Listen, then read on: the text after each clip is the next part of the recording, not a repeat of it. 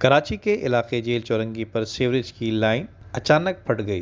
इलाका मकीनों के मुताबिक सीवरेज की लाइन जेल चौरंगी के मुकाम पर हर 6 माह बाद फटने से इलाका मकीन और ट्रैफिक की रवानी में अक्सर बेशतर खलल का सामना करना पड़ता है, जबकि आधा किलोमीटर तक सड़क गंदे पानी में डूब चुकी है। इसके अलावा सेंट्रल जेल और पीआईबी और उस्मानिया कॉलोनी की गलियों में भी पानी दाखिल हो चुका है। बताया जाता है कि गुज़श्ता 2 रोज सीवरेज की लाइन से पानी निकल रहा है, जो कि डंपर धंस जाने के सबब ये वाक़या रूनुमा हुआ। इसके अलावा ट्रैफिक की रवानी शदीद मुतासर हो रही है, जबकि राहगीरों को परेशानी का सामना भी करना पड़ रहा है।